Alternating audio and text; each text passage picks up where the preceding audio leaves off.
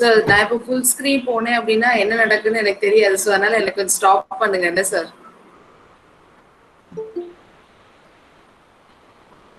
Okay Anu ma'am. Okay sir. Okay ma'am. Okay அப்பா. Okay right. ஏன்னா full இது விசிபிள்னா எனக்கு இது கம்ஃபர்ட்டா இருக்கும். மேம் ஆக்சுவலி இதுல என்ன அப்படின்னா ஸ்லைடு உள்ள இன்னும் இருக்குது, இன்னும் சின்னதா இருக்கு. ஸ்லைடு ஷோக்கு போங்களா அதே இதுல.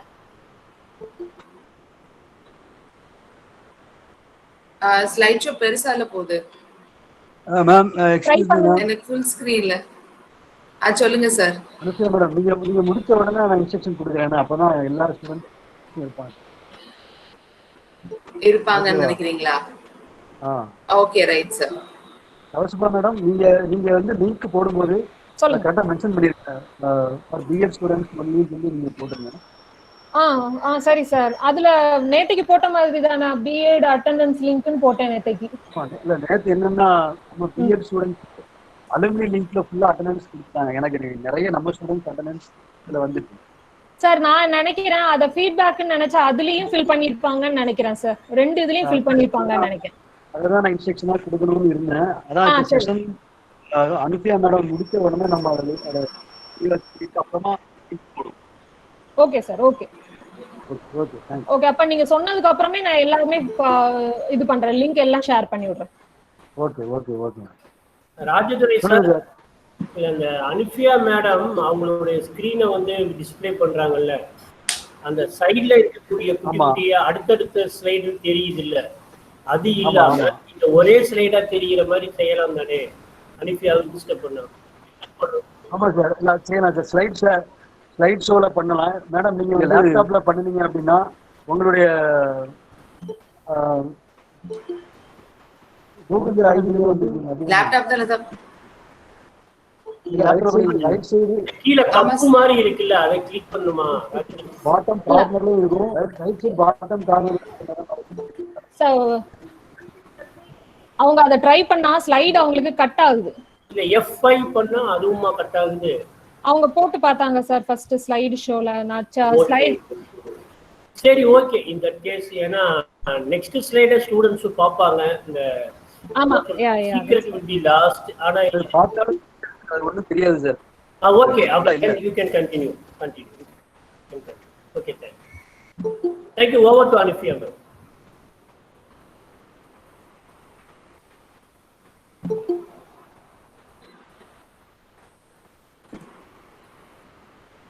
Sir, shall we start, sir?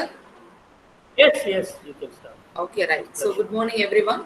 So thank you so much for each and everyone for giving me this beautiful opportunity to share the teaching of Constituents of English. So I thank you everyone, and thank you all the students for joining with me. Right. So yesterday, as said, the importance of English, why English is needed for us, and the purposes of English is. Right. Now I'm going to say something and share something for you, how to teach English, right? So we can teach English in different way. So the methods, I'm going to say you the methods of teaching English. So this is called as the teaching of Constituents of English. So as said, English is really a colorful language, right? So it is full of colors, and psychologically we see that English is a tough language, but really it is not a tough language. It is an enjoyable language. So it is a colorful language. When we accept the language, we can enjoy the language too. So seeing this is a colorful one, and English is also a colorful one. And English consists of 4 main skills, right? Before going into that, I will give just an introduction to this one. So 4 beautiful skills are there: listening, speaking, reading, and writing. So I want to mention that them to be also in a colorful way. So listening skill, speaking skill, reading skills, and writing skills are very important skills here. So we will discuss later on what are the skills we are going to. Yes, the 4 skills in which we go with input and output skill. We will see that. So here, when listening is an input skill, and speaking will be an output skill, and reading is an input skill, and writing will be an output skill. For speaking, we use listening and speaking, and for writing we go with reading and writing. So these 4 skills comprise together and form a beautiful language, and that is English. When we master these 4 skills, we will be a good teacher, and we will be able to teach English to the students. The teachers are the person who carry out English in a good way. When we carry that in a good way, automatically the students will be more easily understand this language, right? So this is a slide where Dhanavati ma'am, she said in her keynote address that the English language is nobody's special property, right? It is not a property of anyone. So English language does not belongs to the people of English alone. No, it is not the property of anyone. It is a property of imagination. It is a property of language itself. So whoever want to imagine a language and whoever want to master a language can easily gain the English language. It is not meant for anyone. This slide is to motivate you, right?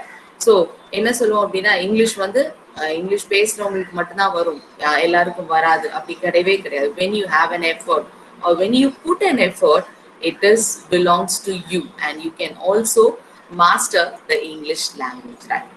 So these are the 4 constituents we are going to see today: teaching of prose, teaching of poetry, teaching of grammar, teaching of supplementary reader. So just in today's session, I am going to share how to teach prose, poetry, grammar, and supplementary reader, right? So when it comes for the other subjects, so when I was working in a primary school before joining BA, so I have completed my English, but I was asked to take science. So when I went with science, they asked me to write a lesson plan. So when I go with the lesson plan, I wrote what are the steps there. Just I wrote motivation, presentation, assignment, and that's all. That is 3 steps. So what does we go? Motivation, what I'm going to give, preparation for the lesson, presentation, and then assignment. So they made me to write a lesson plan. So but for other subject, when we go with arts or other subject, we have only one lesson plan. We go, we give motivation, we introduce the title, we teach the lesson, we make the students to understand lesson, we come out. But when you consider to English, it is something different, right? You have different types of teaching. So that when consider the prose, you have a different form of teaching prose. When you go with teaching of poetry, we have a different steps, and grammar a different one, and supplementary a different one. So when we consider to an English students, we have to write 4 lesson plans, right? If you are teaching prose, there is a different one. Poetry, different one. Grammar, another one, and supplementary. So I am going to give a gist. So here are the students of different major. I don't want to confuse them in detail going into the steps and writing about the lesson plan. Just I will give only the crispy what is what and how you have to teach a prose, how poetry and grammar, so on, right? So these are the things which I am going to cover today. Yes, this is the objectives of teaching English. So first, before going into that, we have to understand the objectives. Why we have to teach English? So to understand English with ease when spoken at normal conversational speaker. At normal yes, now I am speaking English. I assure that, and I am confident that most of you can understand me, because that is the objectives of an English, right? When I am speaking, you can understand me, and you should be able to understand me. A teacher should make a student to understand what she is speaking. So that is the main objectives of teaching English. Next one, to speak English correctly and fluent. Yes, you have to speak the English with correct, and your fluency should be in a good form. To read English with comprehension at a reasonable speed, so that to use it as a library language for gathering information and for enjoying that. So you have to comprehend the English. When you understand the language and we go with that, you will at a speed. If you are going in a normal speed, you can understand the language. So when you are reading also, don't go so fast. When you go in a normal speed, you can understand the language and you can master the language. With that help of that, you can enjoy the language by reading it. To write neatly and correctly at a reasonable speed. Everything should be in a rapid speed only. There is no need to go so fast in that. Next objective is to enjoy simple poems in English.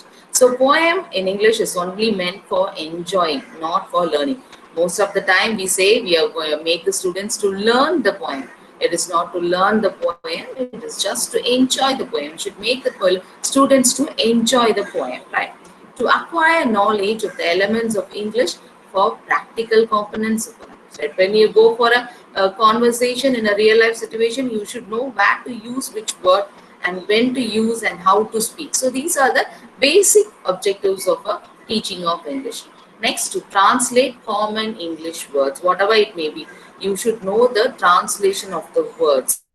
So it may be a phrase, it may be a sentence, whatever it may be, you should know the translation. So if you are able to translate the English words into your mother tongue, then you can say that yes, I have mastered the English language. Next one is to develop interest in English. So all over, whatever it may be, the objectives may be, the final one is that you have to make the students to create interest in English. So most of the schools makes us to get tensed about the English.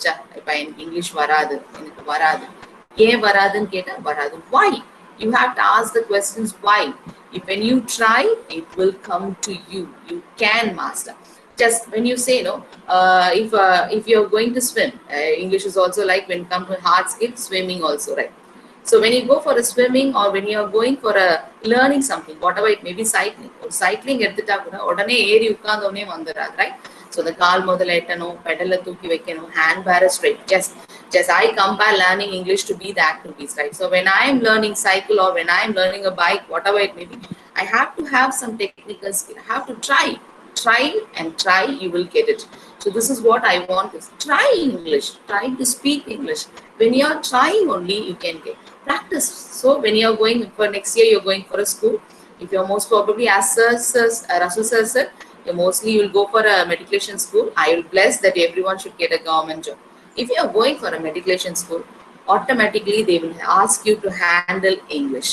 So when they are asking you to handle English, don't get any you will be in a stress mood. Yeah, I'm going to handle English for this matriculation school. I have to speak in English. Don't ever get something stressed there. So you can and you should know the method. So when you know all these methods, how to handle a prose, it will make you more confident and face the students very easily. So first everything, put your stress outside and you develop an interest towards English. I can. You develop a interest towards it, right? So these are the objectives of teaching English. Next, we will go one by one we'll go with prose, right? Sir, am I audible? Shall I continue? Or if you want to give any instruction, Radri sir, you can give, sir. I will continue from the next one. Okay, audible, Anushya, you can continue. Radri sir said that he want to give any instruction. If you want, he can go. Then I will continue with that, sir. You continue, ma'am. I will instruction to the end of the session. Okay, right, sir. Right. Thank you, ma'am. Right. Next, we will go with the prose.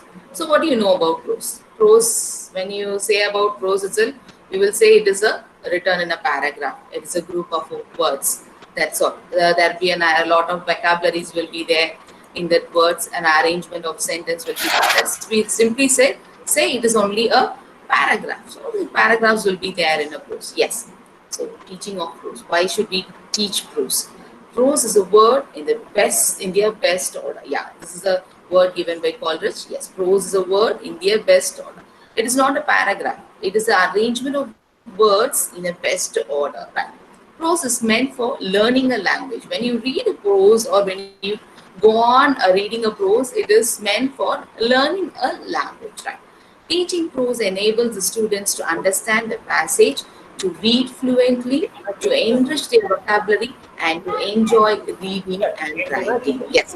So when you are teaching the prose, you make the students to understand the passage. You are making the students to understand the passage.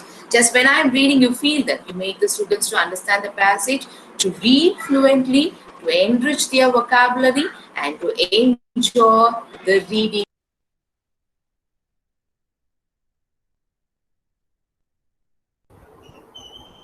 Sir, I think Anu ma'am is facing some network issues. She left the meeting, sir.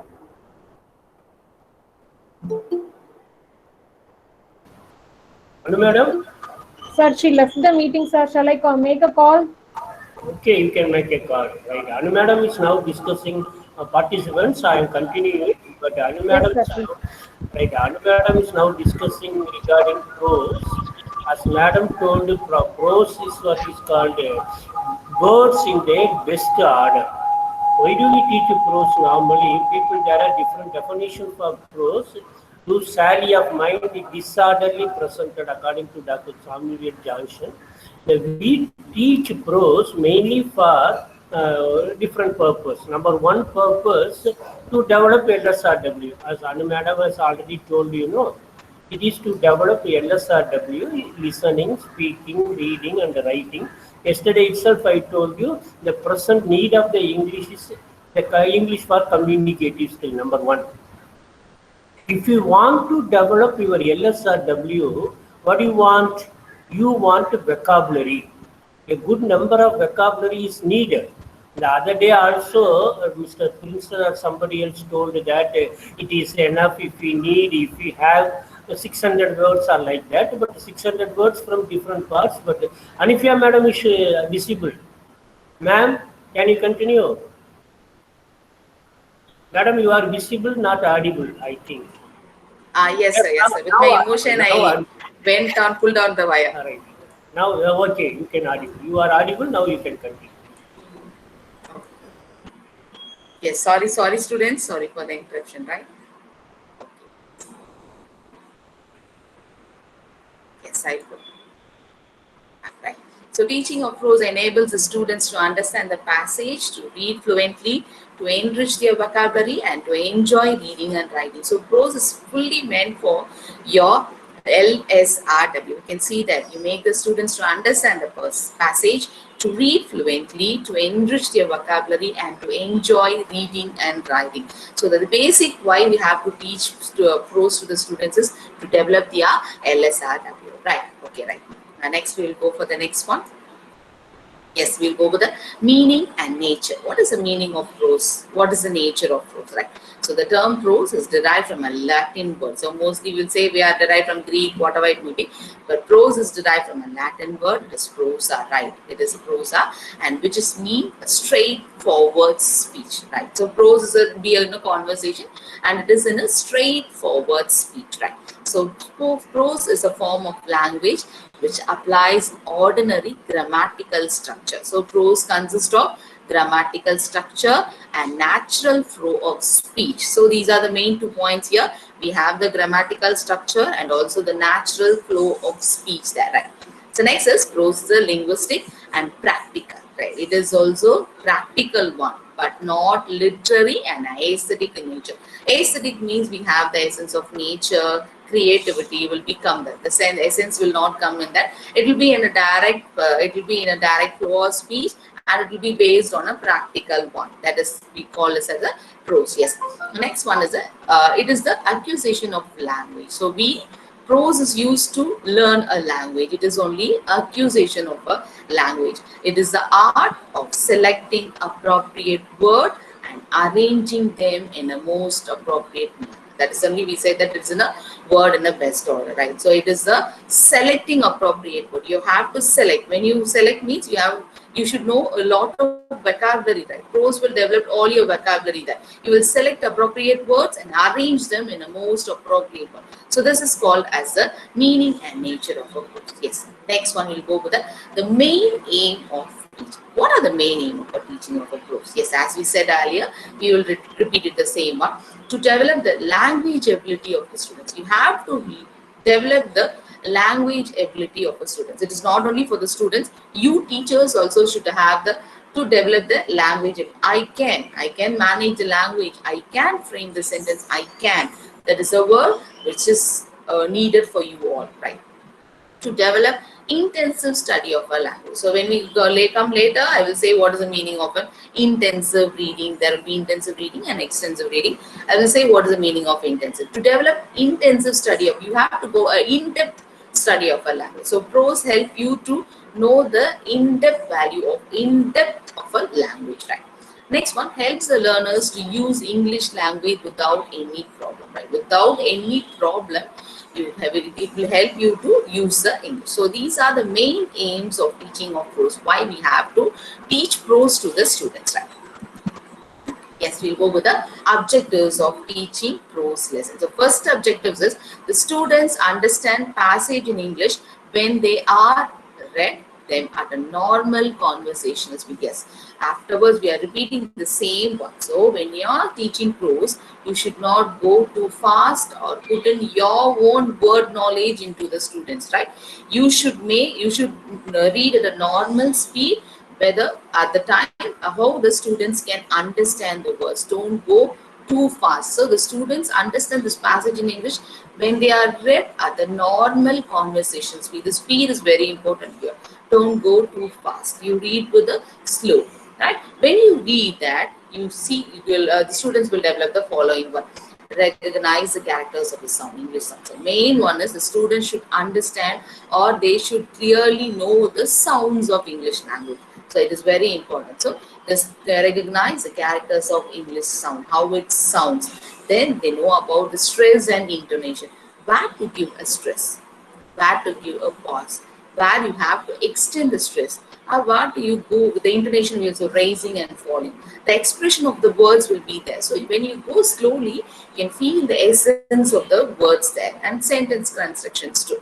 Next one, we say the words, phrases, and sentence in the context. So how to arrange a words, phrase, and sentence. So you go with a normal speed. When you read in a normal speed, you itself will know the arrangement of the words. When you go fast, it will not be easy for you to understand the sentence structure. So you itself, being a teacher, you read in a normal flow, then you can understand the arrangement of the word. Some sentence will be so beautifully that when you read it slowly, the arrangement of the words will be so beautiful for you. Right. Next one. Find contextual clues to the meaning. Yes, you can. So when you are reading a word, when you are reading a sentence, totally there will be, when you read a word vocabulary you have to find, which will be hard for you to find the meaning, right? But when you read, keep the word in the sentence and read fully, you will be able to understand the meaning of the sentence by placing the word in the sentence, right? So you read the sentence slowly and you can guess the meaning of the words too, right? Get the tone of the speaker. Yeah, here the prose gives the tone. Okay, when you read slowly, you will know the tone of the speaker. In what tone the speaker is speaking, whether in an angry mood or in a stressed one or in a happy mood, whatever it may be, you can identify the mood easily, right? So next one is the students speak simple and correct English. Right? So the students will speak the simple and correct. No need to give a lot of vocabulary or put them in a hard vocabulary, or don't force them to use somewhat confused or the complex vocabulary there. You make the students to speak only simple English, and the simple English should be in a correct form. So prose will help you to use your English in a correct form, right? So when this will help the students to produce the sounds and the sound patterns correctly. The sound will be so on. As we said, maintenance previously, the same will come with stress, where to give a stress, where to give a pass, where to give an intonation. Everything will be here. So you should make the students to speak simple and correct English. No need of going for a complex sentence or whatever it will be. This will help them to speak correct English, and it will when you speak, mostly I will say when you are speaking with an English, go with something action, right?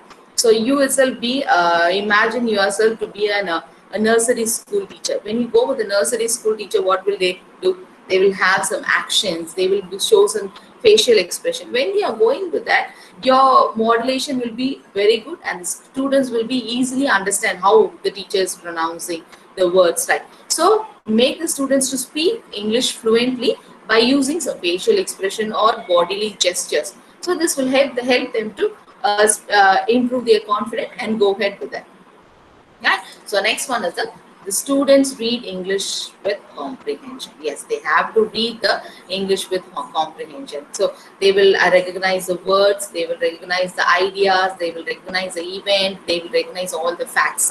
So they will be able to understand the central theme of the prose. The central theme of the prose will be very simple, right? So the simple concept will be elaborately and mixed in the form of a phrases, sentence, words, or whatever it may be, right? So when you make this, help the students to read English with comprehension, they will be able to grasp the central idea of the theme, and they will be able to get the author's mood. You should help the students to grasp the emotions of the author, right? So it is make the students to comprehend what they read. You have to make the students to comprehend, get the central idea of this.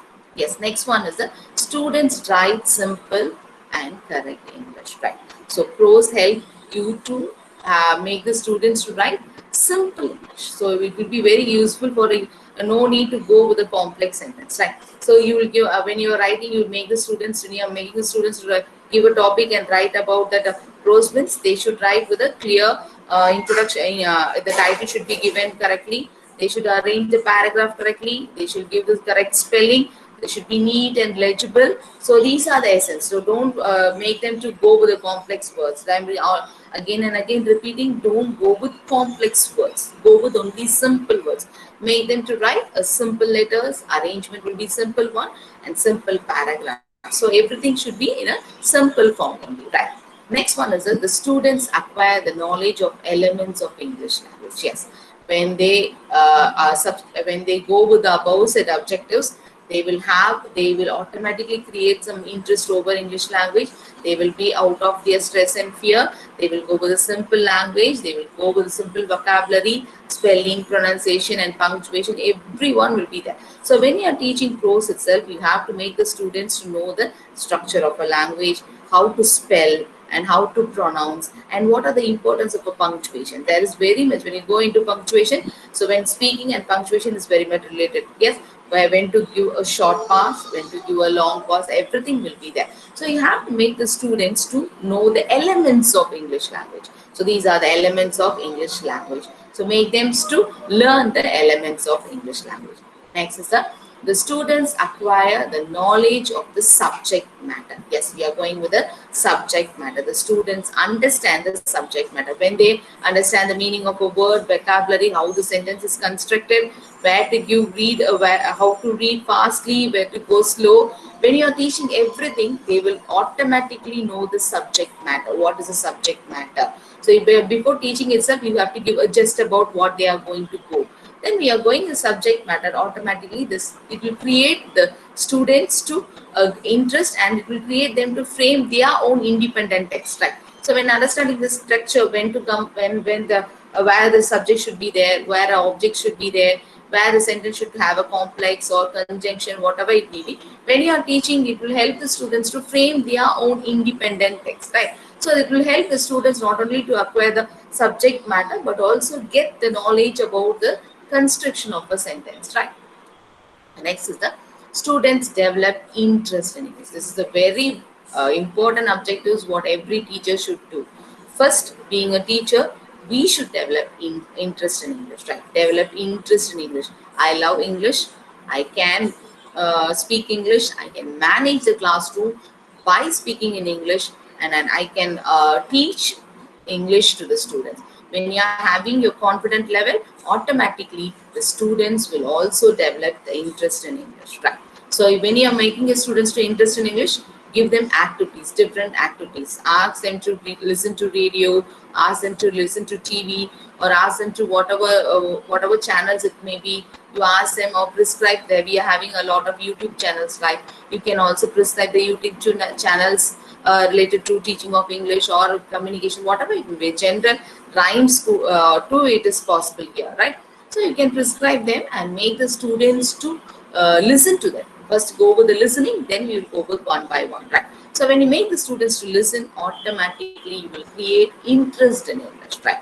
So this is our mentality. What being a teacher, we should have the mentality to accept English, right? And we should be ready to learn English too. When we are ready, then it is easy for us to handle, right? So next, this is the picture. What, why, when. Yes, what is the event or things, whatever it may be. Why, the reason or the causes, why we have to teach. When, which time we have to teach, right? How, the manner, what are the manner you are going to go. And where, mostly it will be in a classroom, or it may be a multimedia, whatever it may be, or you're taking technology for your support. It is who, it is what, who, to whom you're teaching, and who is going to teach. When you get this picture in mind, and when you're having a mind map and getting answer for these questions, then your teaching of prose will be a very good one, right? Yes. Next, we will go with the steps of teaching. This is a very important one. and I will go with that. Steps involved in teaching prose. How to teach a prose, right? When we go with the schools, automatically when our teachers, our class teacher will teach how prose. Yes, she will come into the class. Yesterday we are going to see the prose, the water, the elixir of life, right? Shall we go into the prose? She will say yes. Then everyone take your book, she will say. Then you automatically open your book and she will give a reading, and you will listen to what she is saying, and she will give explanation. She will say, okay, right, tomorrow I will give you these are the questions you have to learn. So she will mark the questions in the book, or she will make the students to write on the she will write on the blackboard, and she will make the students to copy everything. Okay, right, tomorrow you learn 5 meanings for this, and learn the 2 questions. Okay, right. So if any activity is that she will give, that's all. We will wind up this. So a way I have been taught in school, right? I don't know about you, just I am speaking with me. I have been taught in such a manner only, right? So prose means the teacher will come, she will read, then she will explain. That is what she will write the meanings on the blackboard. She will give question answer. Then if there is time, she will make a person to come and read. That's all. Then she will wind up, tomorrow learn and come these questions, right? But this is not the method of teaching prose. We have a different method of teaching prose. So I want everyone to listen at least this to one. Yes. So what is the method? Prose is purely meant for developing your LSRW, listening, speaking, reading, and writing. And it is also meant for developing the vocabulary of the students, right? Vocabulary is very important when you consider with the prose. Prose is you make the students to learn new words. That is the aim of teaching prose, right? So here, for the first step is introduction. You give introduction about the prose. In this introduction, it may be a motivation to or introduction, whatever it may be. In this, you introduce the title of the prose. You say about the background of the prose. You can go with the author of the prose, whatever it may be. You go. Just you compare, you put everything inside the introduction. We can separate this into motivation or introduction, whatever it may be. I'm not going into the construction of the lesson plan, right? I don't want you to write the lesson plan. I want you to know only the steps of teaching. You just give an introduction. Then you have to make the students to know the vocabulary of the lesson. If you are going to teach the whole lesson, it is up to you. My wish is that don't go with the whole lesson, right? You split the lesson into a part, right? So if you are splitting the lesson into 3 parts, you take at least 5 to 6 or maybe 10. So for minimum, there should be a 5 words for the students to learn newly for a class or today. Daily, they have to learn at least 5 words new vocabulary, right? Then after introducing, you introduce the words to the students. And what are the new words we are going to learn? So you introduce the vocabulary. So you introduce the vocabulary and make the students to familiar with the vocabulary by making them repeat it again and again. You write it on the blackboard. You make the students to repeat the vocabulary. Here in prose, you have to make the students familiar with their vocabulary. Make the students to study the words. Then you give a model reading by the teacher. Now you give the model reading. When you are giving a model reading, automatically the students will identify the meaning of the words when you are reading, and they will be able to understand the essence of the lesson, right? Then you give the silent reading by the students. Silent reading should be given in a prose. You make the students to read silently, right? So you have introduced the lesson, you have introduced the new words, what they are going to learn. Now you have already given a model reading. Then you make the students to have a silent reading, and teachers should check whether the students are having their silent reading. Then you have to go with the comprehension questions, right? So you then comprehension after teaching everything, when they have a silent reading, you comprehend the question, what they have learned so far. You ask them what they have read so far. You have to comprehend what they have learned so far. Then you give a second model reading. In the second model reading, this will help the students to identify and correct their pronunciation. Here we are giving important for pronunciation, because when the teacher is reading for the second time, the students will be familiar by the above set steps. As students will be nearly familiar with what they have going to learn and what are the essence of the prose tone. So when you are giving for the second model reading, then the students will understand, yes, what is the essence of the lesson. They will now clarify, correct their pronunciation. Next, we will go the loud reading by the students. Now, after your silent reading only, you are making the students to have a loud reading. In this part, when the students is made to read loud, here the role of a teacher is to correct the pronunciation of the student. Now here the teacher correct the pronunciation of the students and give individual attention. Make the students to read loudly one by one. Next we will go with the oral and written assignment. Now we can wind the class with the oral and written assignment. So just for a steps in teaching of prose, just be careful. You have to introduce the lesson first. Then you make the students to be familiar with their vocabulary. That is study words. You make the students to study the words and have familiar with the vocabulary. Then you go for a model reading by a teacher. You give a model reading by a teacher and you can teach the students here in this part. You can teach your lessons. Then afterwards, you make the students to have a silent reading. You make the students to have a silent reading. The students will have their silent reading and the teacher should supervise whether the students is having their silent reading or what. Next, you have to comprehend the question. You can ask question. In this part, you can ask question. What's the title of the prose? Who's the author? What do you know about the author? What is the meaning of the words? Whatever you want, you can all the comprehension questions here in this side. Then you make the students have a second model reading. Now you give a loud second model reading with slow, steady, with all stress, intonation and with correct pronunciation. Then you make the students to have a loud reading. In this part, you can correct the pronunciation of the student. Next, you go with the oral and written assignment for the student. So these are the steps that can be followed while teaching a prose, right? Is there any doubt for you? Is any doubt for anyone? I can clarify with the steps of the prose. Otherwise, I can go with the next one. Is there any doubt? Shall I continue? Yes, I am asking doubt whether with the other majors only, not with the English majors, right? So, am I clear? Shall I continue?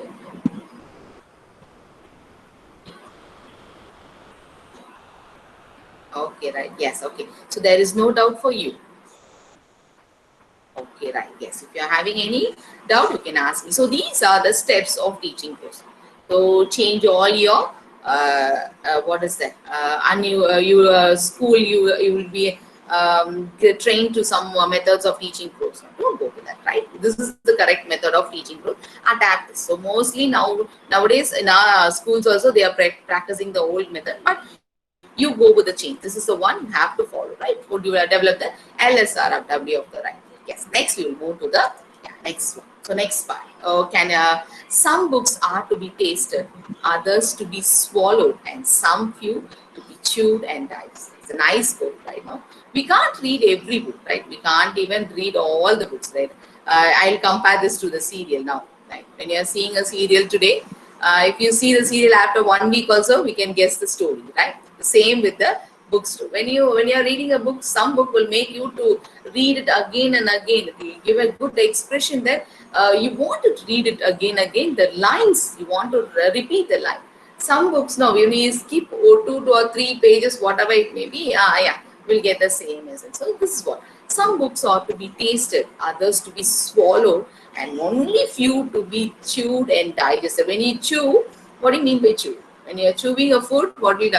When it is so tasty only, you will chew it and get the essence of it. So this is like the books, right? Can you guess what I am going to go with the next one? Can anyone guess with what concept or what teaching of which style I am going for the next one? Yes. Okay, right. Okay. Yes, I am going. Yeah. This is what. No, I'm not going with the teaching of poem. Yes, I'm going with a different one. Right? So it says having some relationship with prose. Which concept is having some relationship with prose? Not poetry. Yeah, very good. Supplementary reader, right? So prose and supplementary reader are having some connection, right? So just I will have a pack of that. Then I will go with the poetry, right? So therefore that only I am going with the intensive reading and extensive reading. I already told, no? When I am going with the few, I will go next time. I will say what do you mean by intensive reading and extensive reading, right? So these are the two types of reading. We can say it is two kinds of readings too, right? So these are intensive reading and extensive reading. So the word intensive itself says that it is an in-depth reading. You go with the in-depth reading. When you want to read something, you're going in deep and getting the essence is called as in-depth reading. So next one is your extensive reading. Then extensive reading, no, I said now the books, some books to be swallowed and some have to be gone through like that. So extensive reading means you can skip something and you can go and read, but the essence, you can get the essence at any time, right? So can you say prose belongs to which type of reading? Where prose belongs to intensive reading or extensive reading? So intensive reading is an in-depth reading, and extensive reading is an going at a glance, it will go on. Right, yes, yeah, thank you so much. And prose is an intensive reading. Thank you for your response. Then how supplementary reader will be a? Yes, what will supplementary reader be? Extensive. How can you say supplementary reader will be an extensive one? Yes, how can we say supplementary reader to be an extensive reading? In which manner it will go with that? Yes. In schools, we are making supplementary reader also to read, right? Yes, it's just a story, right? We get the outline of the story. We can present ourselves. Yes, we will just read it in order to know the story. Yes, thank you so much for your response. Yes, we just only know the story. When we get the story, we can make it up in our own construction. For that, you have to know the sentence structure, okay, right? So when you master over prose and the sentence structure, automatically you can gain over your supplementary, right? Yes, we'll go over the two kinds of reading, that is intensive reading and extensive reading, according to the purpose and manner of comprehension. This kinds of reading, they have to differentiate. What is the differentiate between them is according to the purpose and manner of comprehension. What is the reason? Why and how, எதுக்காக இந்த மேனருக்காக நம்ம அதை read பண்றோமோ அந்த ரீடிங்க்கு ஏற்ற மாதிரி தான் this two types of reading differ, right? So when you want to get some matters, when you are going with a newspaper, also will be a good example for those two kinds of reading. Right? When you take a newspaper, if you want to get the news, we will go in depth. We will see it all to the percentage, what they have said, date, everything. We will go with a glance to get the essence. So that is called as an intensive reading. For some matters, when we read the headline itself, we will get the matter. Okay, right, this is the headline and this will be the matter inside. So this is called as extensive reading. Right? So now we are going to see about the what is intensive reading I will give, and extensive. Then we'll go with the steps of how to teach a supplementary reader. Right? Yes, we'll go with the intensive reading. Right? So intensive reading, as said, is a careful or in-depth reading. This is for your prose, right?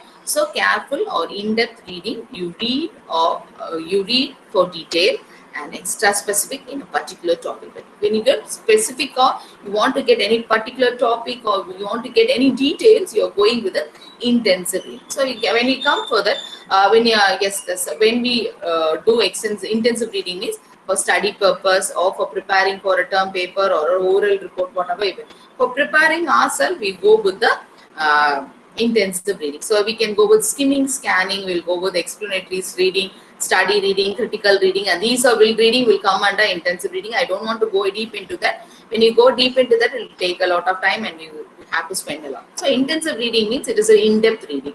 So this reading is fully for your groups. Now we are going for the extensive reading. Yes, what do you mean by extensive reading? So extensive reading is a reading of pleasure, right?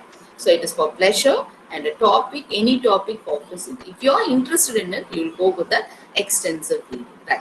The main purpose is to relax and enjoy yourself. When you want to relax and enjoy yourself, then it will be a good, it will be an extensive reading. So mostly we'll go with stories, tales, novels. So these are the examples. So mostly supplementary reader will come under this extensive reading, right? Yes, okay. Steps involved in extensive reading. How you have to teach extensive reading, or how you have to go with an extensive reading, right? So first you have to introduce the introduction of the novel. So when you are teaching supplementary reader, you have to say, just give an introduction. In this introduction, the teacher will give the main hint of the passage. What is the main hint there? He will explain the difficult portion. This is the difficult portion will be there. You will explain the difficult portion. He deals with the difficult area of language. So when you go with the extensive reading or supplementary reader, the vocabulary will be a little hard for you to grasp the meaning, right? So mostly when you are teaching supplementary reader, you request the students to take the dictionary with them or carry the dictionary with them. They have to refer. As a supplementary reader, we have to develop the skill of reference to the students. So, which are the area it will be a little harder. You make the students to understand the different area. That just only give the introduction. You don't go detailedly into that matters, right? So, next one, silent reading is there. So, supplementary reader is mainly meant for your silent reading. The students individually should read. Here, the speed of reading will increase for a student. Right? You make the students to read or improve their reading skills by quickly. They have to read quickly. Make them to read quickly. Where their reading speed will increase slowly when you come for your supplementary reader. Next question. You have to question the student what they have read so far. So you should not teach the supplementary reader line by line. So for me, when I'm in school, my teacher will come to the class. She will make today we are going to have a supplementary reader. So when we go with the supplementary class, we'll be very happy. Yeah, we are going to get a story today. Yes, we will come to know a new story. Yeah, we're listening to story will be very eager for everyone, right? So my teacher will come to my class. She will ask one of the students to get up and read. She will be going on reading. We will be hearing like that, and slowly, when listening, now itself, most of the people will be in a mood of, yes, you'll be in a sleepy mood. Am I right? Yes, yeah, I think so. It's human nature, but I don't go with that. Here, I can't go with the, in this topic, I can't engage you with different kinds of, tongue twisters or whatever grammatical games. I can't bring this here. So I have to engage you. Right. So when you are going on hearing what will automatically you'll go in a mood of a drowsiness, and automatically the person who is reading will be like singing lullaby for you, right? So in a drowsy mood. Now also most of the people will be removing a headphone, keeping she will be going on taking on. When I get the job, I will see to that. I will be in a mood, right? So automatically when she will make us to read, and we will go slowly that we will be in a drowsy mood. After finishing the class will wind, but we will not get the story. We'll ask the person who has read the story. You read aloud, no? What is the essence of the story? And we will make her to sit down, and we will have a we will round her and ask the story. So she will explain the story in a different manner. So this is a way of supplementary teaching supplementary reading. But they say you should not teach supplementary like that. So teacher should go, just give an introduction and say the background of the story, and you have to make the students to read the supplementary reader. For identifying the hard words, the students should have the support of the dictionary. They will go over the dictionary, they will refer the meanings for them, and they have to find their own meaning for their words. Then at last the teacher will ask the question, so what do you understand? So what do you understand from these? So then the students should say what they have understood. The teacher will correct the students. So this is the way how we have to go with the supplementary reader. Yes, this is what. Supplementary reader usually consists of stories. We know that. And it is consists of biographies, historical. Yeah, when you go with 6th, 7th standard, you will have all the stories. When you are going the level, when the level is increasing, when you go say higher secondary level, secondary, mostly there will be biographies and historical events in there. The supplementary reader consists of long passage with structural and vocabulary items. Yes, prose will have a short passage, but supplementary will have a long passage. There may be few new words and they are not explained. Yes, there will be a lot of new words where you have to find the meaning. So that only reference skill will be increased when you're learning or when you're reading a supplementary reader. It has pictures. Yes, we love pictures. So only I showed the previous slide. It is full of pictures, no? Right? When you see pictures, automatically, what is there? We will go with that. Yeah, we will be ready to say, or we will be happy when we see pictures. And if we ask you to say, see the pictures and say the story, we will be very eager and we will be saying story. Right? It consists of pictures. Right? Yes, this is the method. What I said, I will recap. Like teaching of supplementary. Right? You have to introduce a passage. Yes, that's all. A part of it introduce to create interest. You have to introduce only a part, then it will create a interest to the students to read. Meaning of difficult words are not explained in detail. You should not give any, no, it's a non-detail. So it is not in detail. Teachers don't need to give any detail that you make. This is supplementary reader is fully meant for the activities of the students. You make the students to participate, right? Mother tongue is used here. You can use your mother tongue. Supplementary is for your mother tongue. Mother tongue is used in translation. You can use mother tongue for translating the story or the essence, right? Blackboard can be used for writing the meaning. So hard words can be introduced through blackboard. Pre-reading questions are presented on the blackboard. Before reading, the teacher can give the gist. You will give the gist and you will say the essence, you will say the background of the story, you will say about the author. Then you can ask some questions and you can hand it over the session to the student. The students should now, the students are asked to read. They will read. Group activities can be given. So individual, when you make individual to read, they will not read. So when you want to have a group activities, you make the students to sit in a group and make them everyone to read. You have a discussion. Then they will produce a story. Then they will make the students to say the story, right? Make the students to speak in English while answering. Yes, mother tongue can be used just only for explanation. But when you are making the students to read, speak, you have to make the students only answer in English. Make students to recall the part of the story or the passage in English. Make the students to recall or to speak only in English. Right? Students are asked to write the answer. Yes, this is the assignment. You can give the assignment and make the students to do that at their home. Select suitable passage for language study. Yes, you can select a passage and make the students to study or repeat it again where the students can develop their language. So it is fully meant for your extensive reading. Right? What are the advantages of teaching supplementary learning? It helps in assimilating of idea. You make the students to create new ideas. When you give an introduction, oh, what will be there? Oh, he is saying this. There will be a contradiction between the students. They will have a discussion and it will generate a new idea. It will make the students to busy and active. So mostly just when you're going with the supplementary reader, you adapt this class will be more active there. The part of the teacher will be only monitoring. The part will be a limited one. The teaching will be also a limited one. You make the students to participate, right? It increases vocabulary. When you are making the students to refer the dictionary, the reference skill will be automatically increased and it will make the students to develop their vocabulary skill with that. Yes, library reading. Yes, with head reading. So library reading means silent reading. So you're making the students to read silently. And with this will develop their library reading. That means library skill. When they go for library, they can adapt silent reading easily. Helps the individual method of study and self-education. Yes, method of study. Self-education will be there. You're making the students to have a silent reading and make the students to have self-education. They learn, they read, and they understand themselves. Whatever, it may be a sentence structure or vocabulary, whatever it may be, right? In extensive reading, a child practices what he has learned. Yes, that is what. He practiced what he has learned. He has learned many things he have been learned. Right?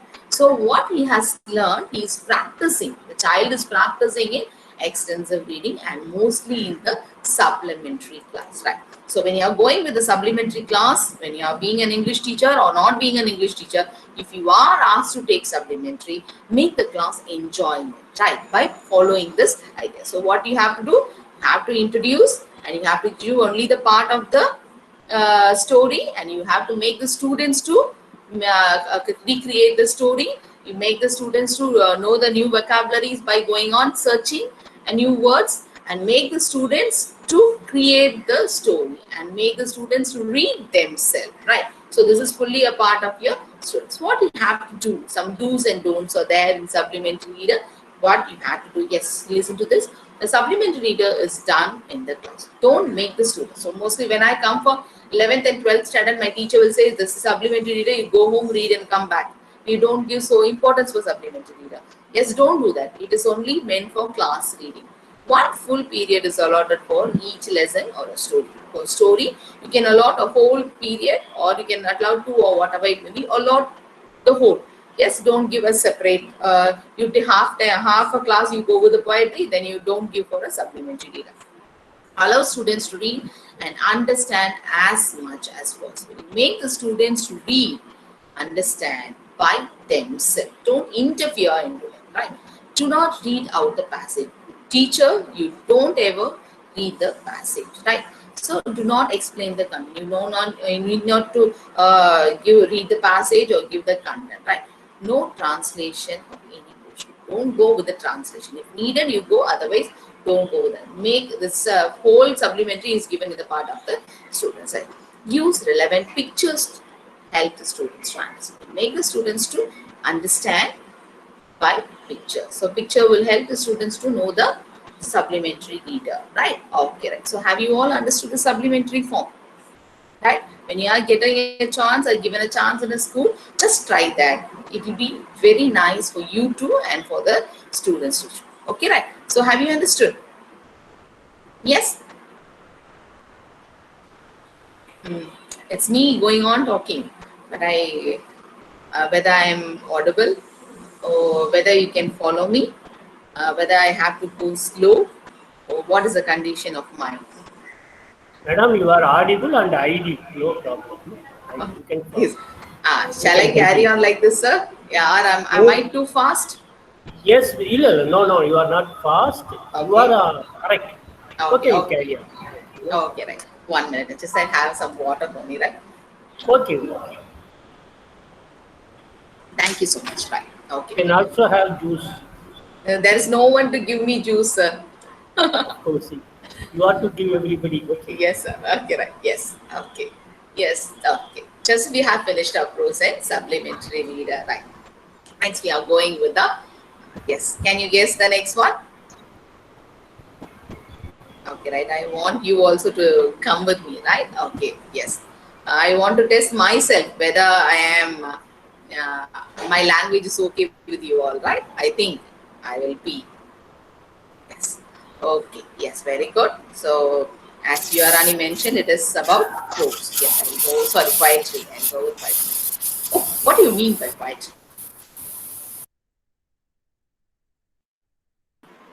So when we get the word poetry, It seems voice is breaking. Comes to your mind. Madam's voice is breaking. Here or read the word. Deva, is Madam voice breaking? Yes, sir. Anumam, can you hear us? No, actually, I think she can't hear us, sir. She is having some network issues. Of course.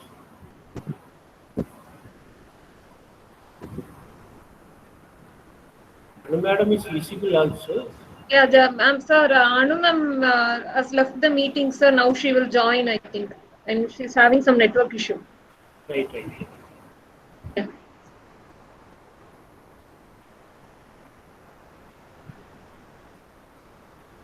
Any contact, Anu ma'am? Sir? Can you contact Anu ma'am? Yes, sir, I will. Sir, shall we wait for 1 5? For a minute or something. Yeah.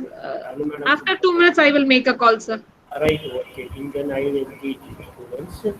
Anu madam so far discussed the importance and. Sir, excuse me, sir. Yes, sir. You can give your instruction. Okay, sir. Okay, sir. Okay. Dear students, கவனிச்சுக்கோங்க. இப்போ ப்ரெசென்ட்டா second year படிச்சுட்டு இருக்கிற ஸ்டூடெண்ட்ஸுக்கு attendance தனி link, புரியுதா? Alumni இதுல வந்து இருக்கிறாங்க, அலுமினி ஸ்டூடெண்ட்ஸ் இருக்கிறாங்க, அவங்களுக்கு தனி லிங்க். இதுல அதில் மென்ஷன் பண்ணியே வரும். இது வந்து attendance link for BEd students அப்படின்னு வர்றதுல மட்டும் நீங்க கிளிக் பண்ணி அட்டெண்டன்ஸ் கொடுத்தா போதும். அட்டெண்டன்ஸ் லிங்க் ஃபார் அலுமினின்னு வர்றதுல நீங்க அதில் அட்டெண்டன்ஸ் கொடுக்க வேண்டாம்.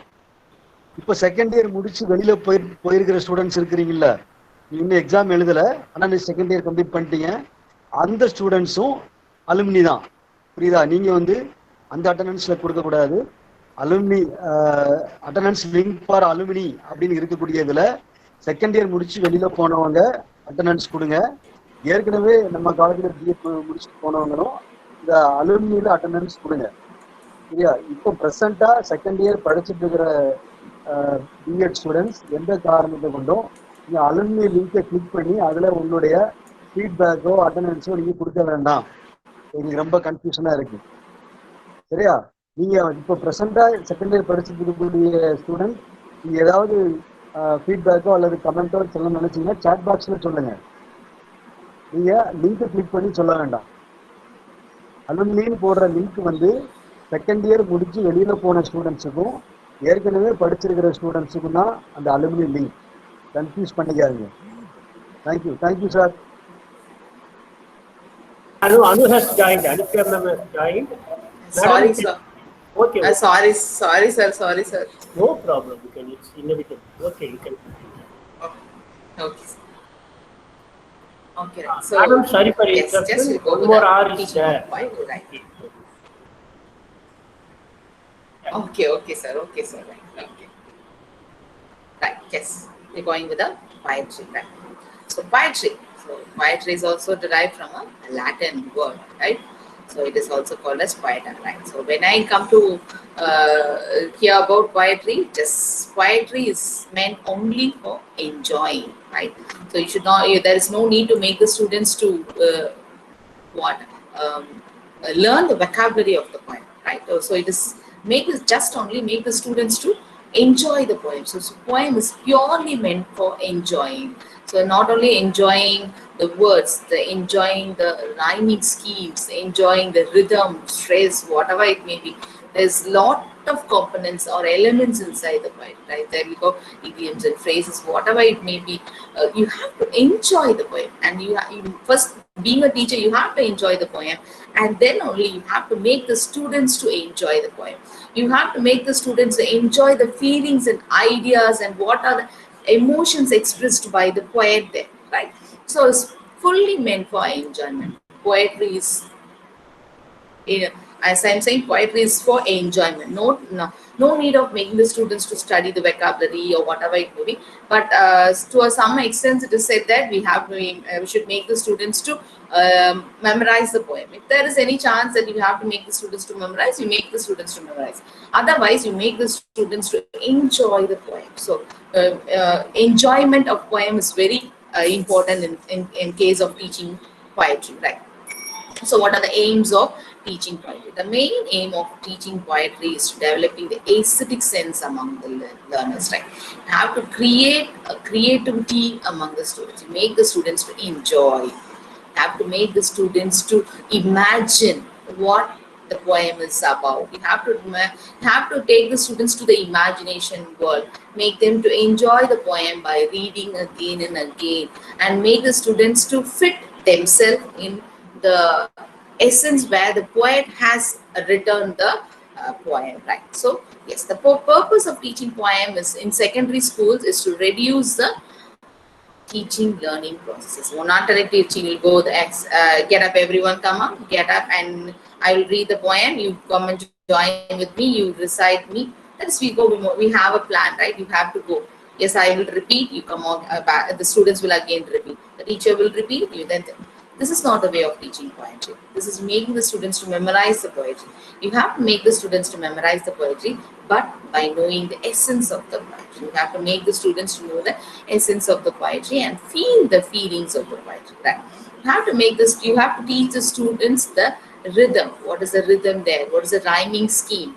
How we have to pronounce the words. You have to give the. Right? So here we will say English is a gliding language. This gliding language will suit for poetry. Here you have to go, when you read a poem, there should be a glidingness in your presence. When you are reading, it should be in a gliding form, right? Poetry increase the imagination.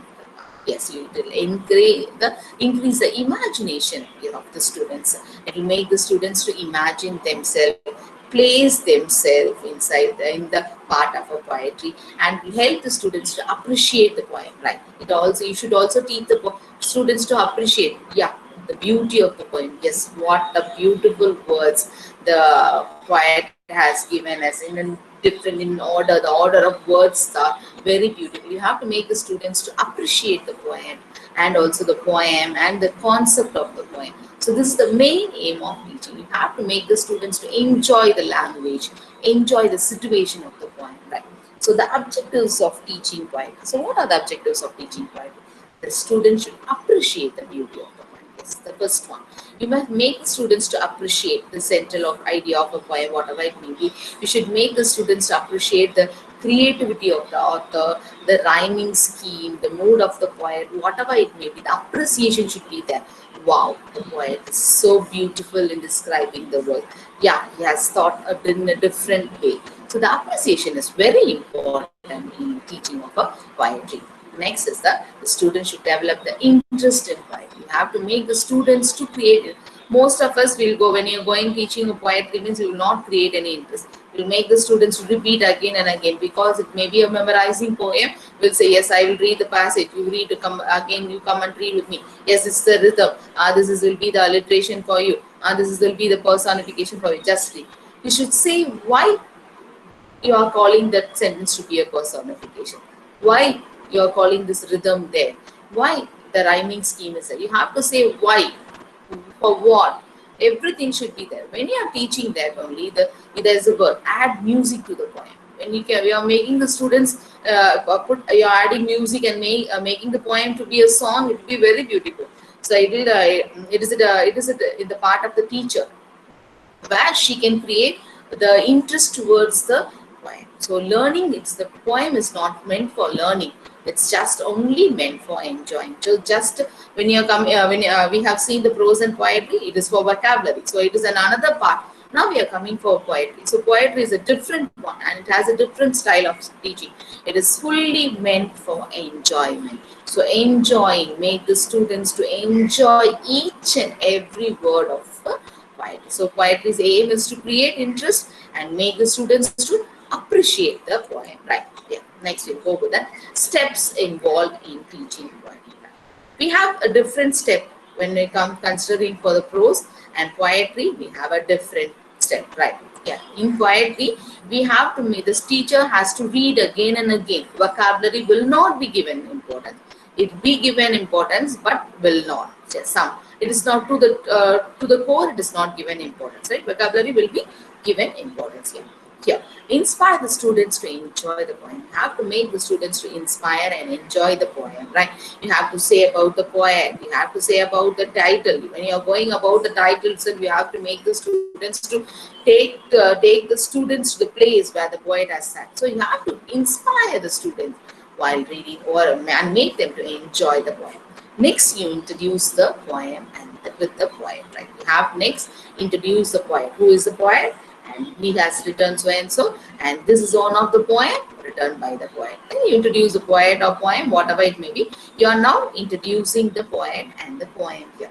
Next, make the students to capture the emotion and lyrical phrase by reading it again and again. Yes, here the teacher should give first reading and second reading, right? So here, when you have said about you have inspired the students about the poem. You have said about the poet and the poem. Now you make the students, you are inspiring the students by reading it and again and again. Here, the first time the teacher could make the students to, the teacher will read and make the students to close the book and listen to them. Right. So in this time, when I will ask the students to everyone close the book, the teacher can give the first reading, and the students will listen to the teacher with the book closed. They will only listen to the teacher. At that time, they will not understand anything. They will see only the gesture of the teacher. The teacher will read with all pronunciation, enjoying and rhythm, everything. The students will just see her and only observe what the teacher is doing. In this time, the teacher should have a good pronunciation. So when you are taking, if you have planned to take poetry, just at least spend half an hour. You can go with 1 hour, whatever it may be. Spend some time in preparing for your poem at home, right? Do some assignment. You stand before a mirror, you explain, or you read the poem in a way that will inspire the students to learn the poem, right? When the students will see you for the first reading. Then for the second reading, you can ask the students to open their book and you can ask the students to listen. In this time, when you are giving a second reading, the students will listen to you Leave a book with the book open. So you are giving 2 reading. It is possible you can go on 3 or 4 reading, whatever it may be. You have to read again and again, right?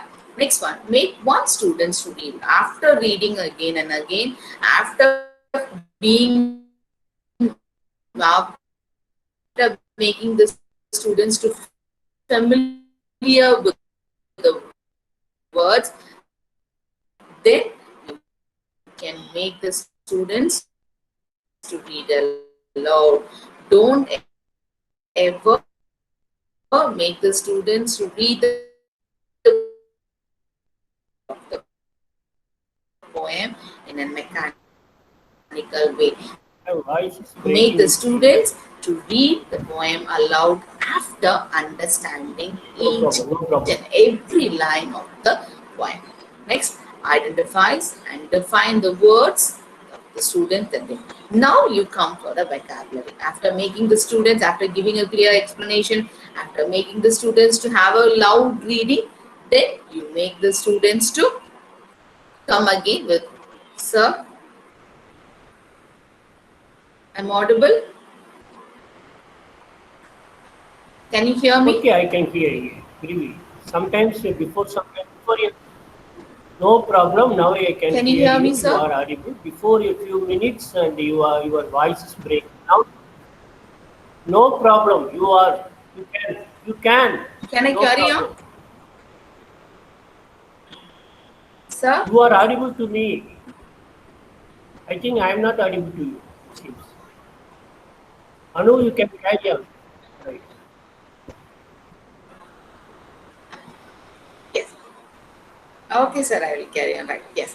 Next, we go with the silent reading. Yes. After giving a loud reading. Yes, in prose, we went with the silent reading, then we went with the loud reading. But here, we go with the silent, loud reading, then we make the students to read silently. Next, we summarize the poem. We go with the summarizing of the poem. We summarize everything, right? Next, discuss about the poem. Yes, here we can discuss. What do you feel about the poem? What is the different idea when you get when I am reading the poem? We can have a different discussion about the poem in this area, right? Next, you can ask, when you're going with poem, there will be a different experiences there, right? You can ask the students to share their own experience. What do you feel when you read this poem? What are the essence you get? So they'll be having a different type of experiences when you know. We cannot say that everyone will have the same type of experience. There will be different person having different types of experience when hearing to the poem. So you can ask the students to share their experience. Then you can make the students to memorize the poem. So these are the steps you can be followed while when you're going with the poetry. That's what are the steps? You should make the students to inspire and enjoy the poem. Then you introduce the poem and about the poet that. Then you make the students, you read again and again and make the students to understand the poet's emotions, the lyrical phrase, whatever it may be. Here in this part, you make the student give a clear explanation about the what you are going to teach in the poem. Then you make the students to read aloud. You make the students to read aloud. Next, you make the students to identify the words. What are the difficult words in the poem? You make the students to identify and clear them and make the students to learn the words there. Then only, after loud reading only, you're coming for your silent reading here.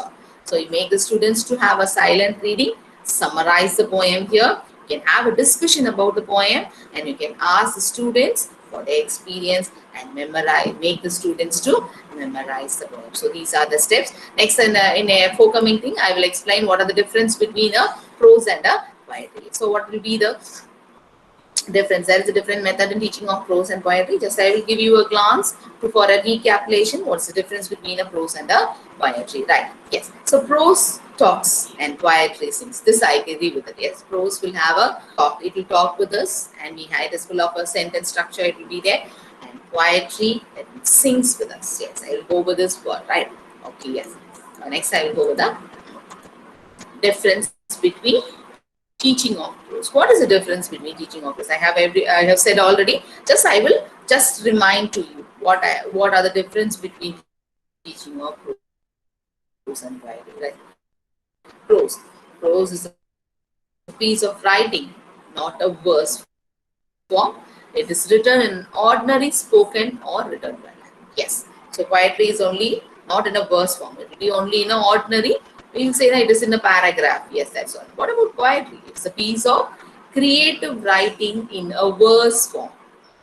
Right? It expresses one's deep feeling or noble thoughts in a beautiful language. It compressed with a desire to communicate and experience with emotion. So these are creative words of writing. Right? Yes. So next one is a definitions. It is a word in the best order. It is given by Coleridge. When you come for the poetry, it is said that it's begin, delight, and ends in wisdom. Right? And this most oftenly used words by literature students. Spontaneous overflow of powerful feelings that recognize and tranquility. It's words by words. But when you read the poem, the reading style should be a different one. So it is a word in a best order, and here it is it should create emotions, and it should be a powerful flow of our feelings. Right?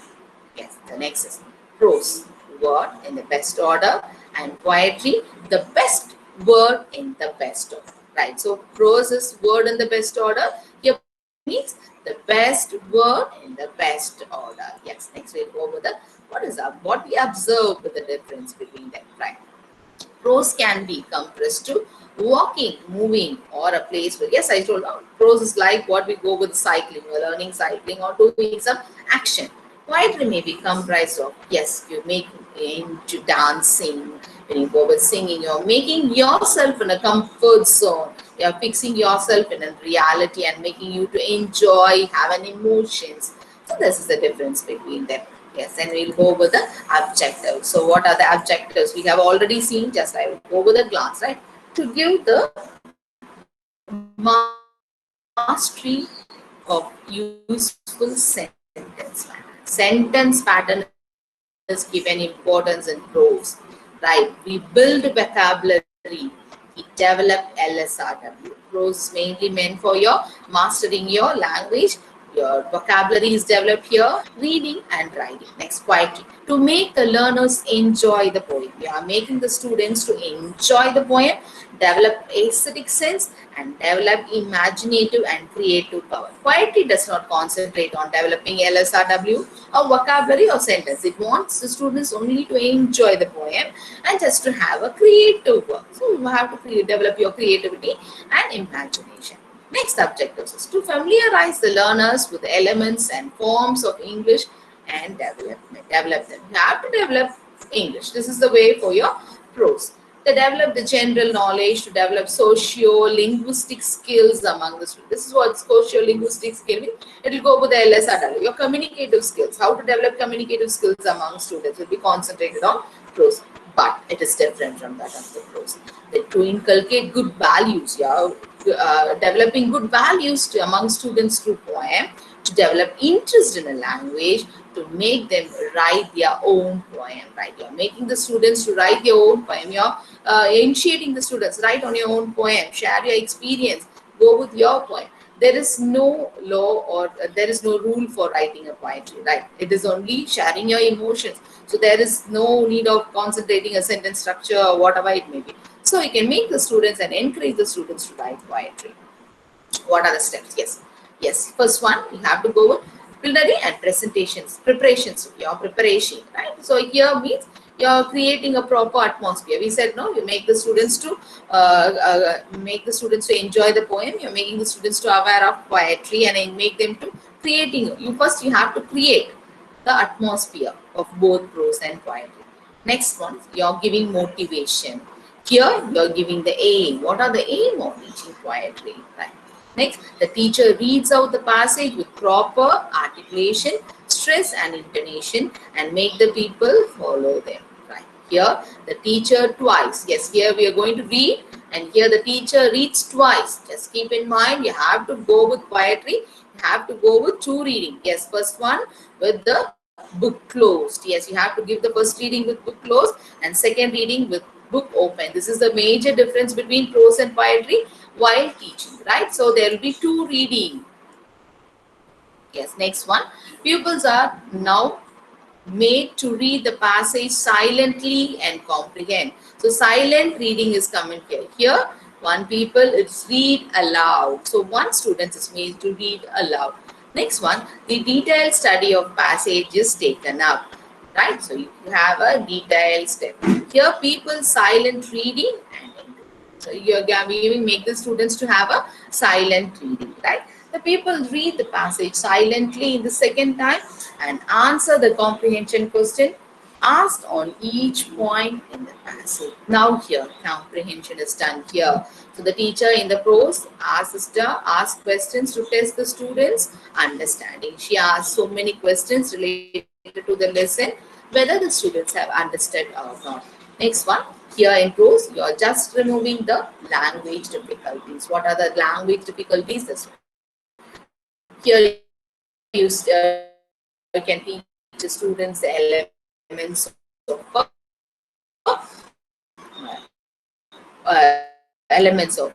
poetry, right? Here, last one. Some of the pupils at a random are asked to read the passage aloud. So here, the students are asked to read the passage aloud. Yes, when you're coming for the poetry, as many people as possible. Here, some people for poetry, for prose, it is enough when you ask 10 or 15 students to get up. But for poem, it is just to enjoy a poem. Maximum make all the students in your class to get up and read the poem with proper intonation. Give them sufficient time to read, correct them, and make them to enjoy the poem by speaking in a correct reading, right? So maximum care should be taken to ensure. More important to the that of both sides you have to give, but poetry you have to make the students to read again and again and make them to enjoy the essence of the poetry. So these are the steps should be followed, right? Next, what are the methodology? What is the methodology we are going with the prose and a poetry? Yes, here.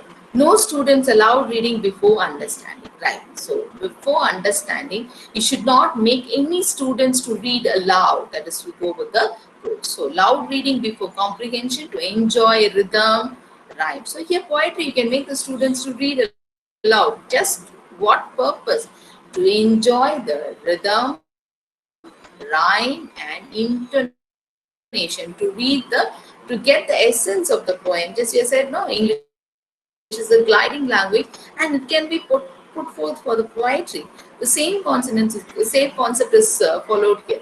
To enjoy the essence, you can go with the loud reading before understanding. Mother tongue is used at the last resort. When you need only, you have to go with the mother tongue in prose. But here, when you're going with the poetry, you can go with the mother tongue freely because purpose is just to only enjoy and also to appreciate the poem, right? So from part to whole. Yes, so prose should be from part to whole. You have to go from a small part and then you can go to a whole one. But poetry, you should read the whole poem and then you have to come with part by part. So these are the main different methodology which you are using, right? So loud reading will be there. Here loud reading is there. Loud reading should not be there in your prose, but poetry you are allowing it just to enjoy the poem. Mother tongue, if it is needed only, you can go with the prose, but poetry you can studying to the priority. It should be taught only to comprehend the content, to get the content, to enjoy it. As I told you, to enjoy, it should be there, right? Next one, language development. How language is developed here, right? When you go with prose, it is conscious language development, right? Your prose, you're making the students to learn the language. It is a conscious development. You're saying, yeah, you should come, the tense should be there. The word should be come after this one. The verb should be placed here. The subject should be there. There should be conjunction, whatever it may be. So you're having a conscious learning and conscious language development. But poetry is an unconscious development. When you're enjoying and making the students read and again, we will write. So we'll go with an example here. When I go with my daughter in rhymes, she is learning rhymes now. So she does not know the meaning. But when a teacher comes on going and reciting the rhymes with an action and with a rhyming scheme, she is learning the rhymes. She's then asking me, Mummy, what is the meaning for this word? What is the meaning for this word? But without knowing the meaning, she has understood. She can recite the poetry. This is the unconscious language development when considered with poetry. We enjoy the poem, right? The role of a teacher, right? So the role of the teacher when you're going with the prose, the teacher should be reasonable and systematic to appeal the cognitive development of the kids. Here, the cognitive development is given more importance to this. Cognitive development of the students is given more important when the teacher gives more importance. Go with the communicative skills, sentence structure, so language development, whatever it may be, it is given more important. When go with poetry, it is little bit emotional, right? So you give with appreciation, emotions, and affective domain of the students or developed. Right? When you are going with the poetry, there will not be any logical. Right? Poetry is beyond logic. So when you go with that, so affective domain of the students will be developed. The teacher should see whether these things are to be developed. How can you evaluate both prose and poetry? Prose, knowledge, understanding, and expression are evaluated. Right? So in prose, knowledge level, knowledge of the students, and understanding of the students, how the students have understand the prose and how they are expressing themselves are evaluated. So the knowledge, the understanding of the students, and how after understanding how the students express themselves are evaluated in the prose. But when compared to the poetry, expression and appreciation are evaluated. How the students can express themselves through appreciating the poem. So when we come for the English, we will go with knowledge, understanding, expression, and appreciation. These are the 4 components we will go and evaluate the students with that, right? So in this means knowledge, understanding, and expression are evaluated, of the students is evaluated. The prose and poetry is purely meant for appreciation and expression too. Through this, students can be evaluated. Yes. What are the follow-up activities that we can give for prose and poetry? Structure, vocabulary, and content, comprehension-oriented exercise can be given for the prose. But when you come with poetry, if you want, you can go with memorizing. Otherwise, you can make the students to translate, or make the students to appreciate, or make the students to create another poem based on this own. So creativity and appreciation will be given importance when you go with poetry, and when you go with prose, you go with structure. So these are the main difference between prose and poetry teaching. Yes, we have difference between prose and poetry, right? So prose we give for importance for vocabulary, structure, and content, but poetry is just only for enjoyment and enjoying the essence of the poem, right? Yes, I've finished with the difference between prose and poetry, right? So what is the next one? Can anyone say me what is the next components or the last one that we are going to discuss about?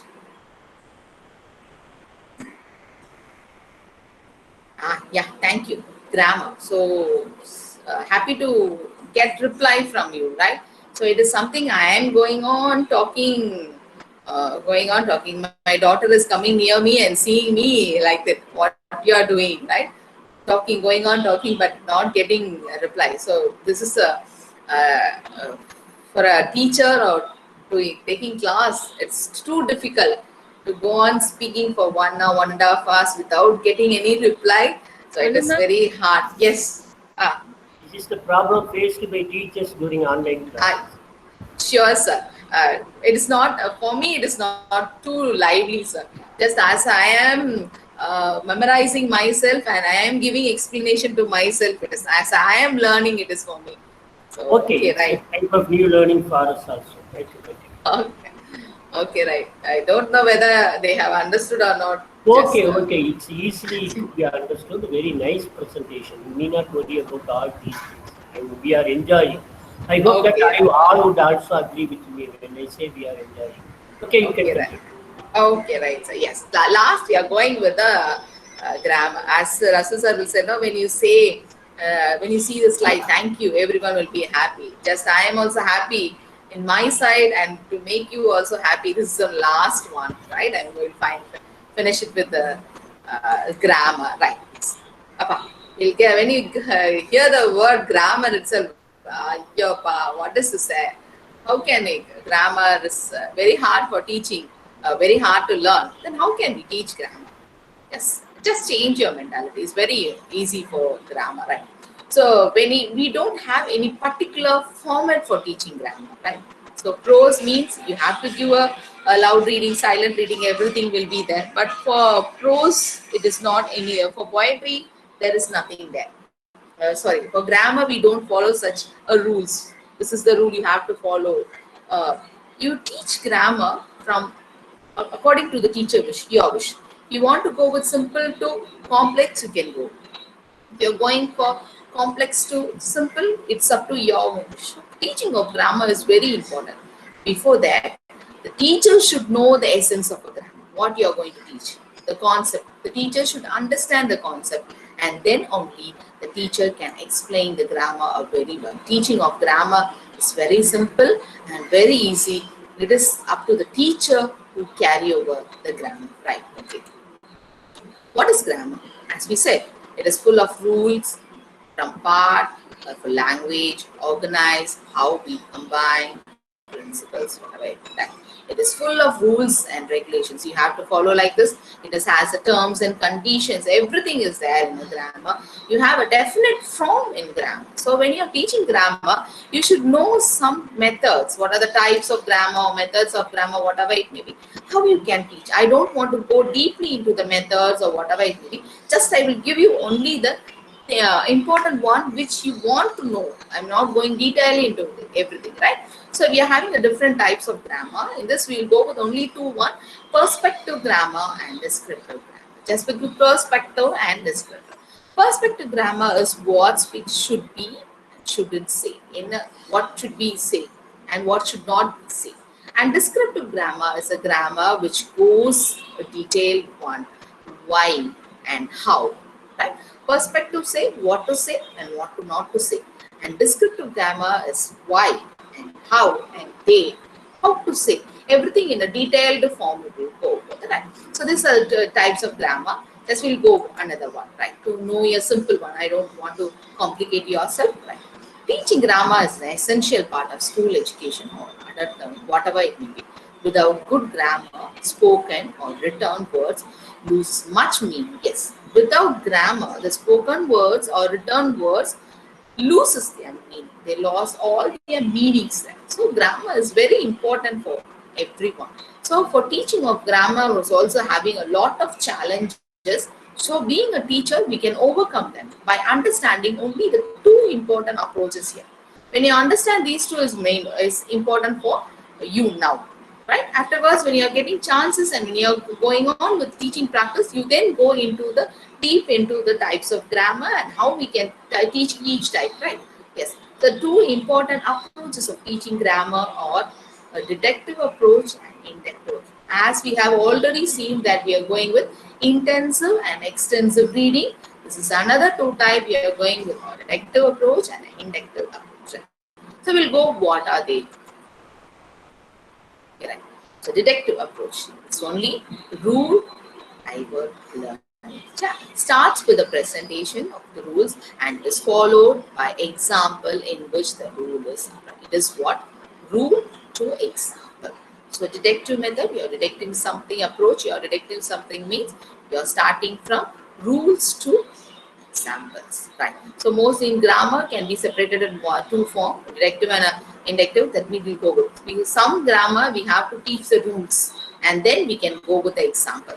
Some grammar parts we can teach only, we'll give the example. After example and after defining the example, we can go for the rule. So this is here. Deductive approach means you're going starting with the rules and then you're going with the example.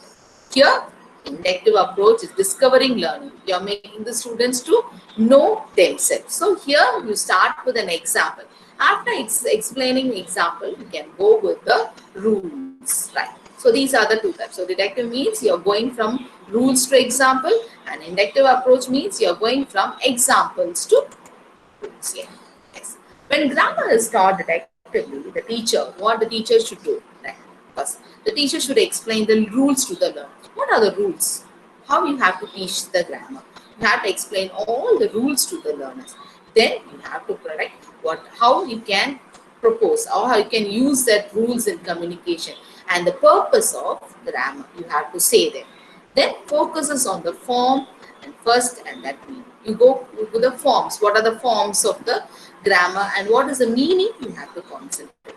Next, drill the students to learn the rule mechanical. Yes, here we are giving importance to the rules. Then you have to make the students to learn the rules. So mechanical, you have to make the students to drill and make the students again and again to learn the rule. Next one, it is the responsibility. You should see whether the students are learning the rules correctly. So here rules are given importance and the teacher should focus on the rule. You should make the students to learn the rule. The teacher should see whether the students learn the rules correctly. Right? The next one we go with the inductive. Here the teacher. Here you are moving from examples to rule. So here when you moving from examples to rule, you have to give more examples. You can also learn or you can also create a formula for that. From using this, you can deduct this one. You can go with it. So you can give the examples and then you can move with the rules here. Helps learners to discover the rules through meaningful communication. Right. If you give examples and make the students to explain, yes, from the example, the students will be able to identify the formula and they will help themselves to communicate with it, right? So it will help them to solve their own problems and learn by themselves. So here the teacher should make a formula, create a formula and make the formula to execute in the rule and make the students to understand for what purpose we are using. This will help the students to create goals and techniques for teaching grammar. So what are the goals and what are the techniques of teaching grammar? How we can teach grammar? Yes. So students need instruction that connects grammar point with larger communication. Students should know the importance of grammar while communicating. Right? So when you are going with the communication aspect, students should know the communication, how to communicate and how to use grammar in communication. Right? So there should be an error-free communication. The grammar should be an error-free communication, right? So the student should do not need to master every aspects of each grammar point. Only those are needed. So it is not much needed for to go with all the rules. Students have to go on learning all the rules. What rules they need can be concentrated on them. Others can be left on by the teacher. The teacher has to decide which one to leave and which one to carry on. Right. So these are the steps in teaching grammar. Yes, you have to motivate the students. So learning, when you are teaching grammar, you have to motivate the students to learn grammar. Yes, you can and you will do that. So you can motivate the students by giving more examples from real life or whatever it may be. Give more and more examples. This will help the students to motivate. Start from the beginning. Don't ever, when you're going with the grammar, don't ever go with the half. Whenever you're teaching, whatever, if you're going with this teaching with sentence pattern, go with verb. Now, from the starting, you then carry on to the sentence pattern. Don't ever start from the middle. So start from the beginning. Whenever you're teaching grammar, you start from the beginning, right? Present the context which fits the language you are teaching. You have to select the context which fits your language for teaching. Don't go or don't use high level of using language. Your language should be simple one and the teaching method should be so simple that it will fit the students. So the students can easily understand. Next, then introduce a form. Then you go what you're going to teach, you now introduce a form. Next, explain. Yes, in this explanation, you can use grammar diagrams. If we are having a lot of grammar diagrams here, I will give an example for teaching of tense in the coming slides. So you can use diagrams. Picturative can be done when you're explaining your grammar part. Make the students to practice. Practice is very important here. Students should self-assess their own work, set practice times. For when you're teaching grammar, you have to keep in mind, you have to make the students motivate that everything will, that all the steps you are going with the motivation and encouragement. You should start from the beginning. Keep it in mind. Don't go. You don't start from the middle. Whatever it may be, you start from. You say go with simple to complex. It is better. Start from the beginning, then you go there. Then you make the language so simple that every students can understand. Then only you introduce the form. Explain. Right? The explanation is very, whatever form it may be, you introduce the form, then you explain it detailedly using grammar diagrams, so you can explain. Then you give exercises, make the students to practice inside the classroom, right? So you give some exercises in the classroom, make the students to do, you clarify their doubts, you make them practice in the classroom. Then students should self-assess their own work. Then you can make the student, then the students will, you give some sentence and make them to self-assess, right? Then set practice start. Then you can give assignment to them. So these are the steps that we can follow while teaching of grammar, right? Yes. What are the suggestions and guidelines? It is only a suggestion and guideline for teaching of grammar. It is not a must that everyone should follow. Yes. Integrate grammar with other activities. Yes. The grammar teaching should be in a playway method, right? You can use many teaching aids while teaching your grammar. Yes, you are having a teaching aid, or with teaching aid, it may be whatever it may be. It may be a real object, it may be a description, or it may be a blackboard tool or a chart, whatever it may be. You can use some teaching aid that will make the students to understand the grammar equally. So integrate grammar with other activities, integrate them. Make the relationship between grammar and meaning. The focus is on grammar teaching.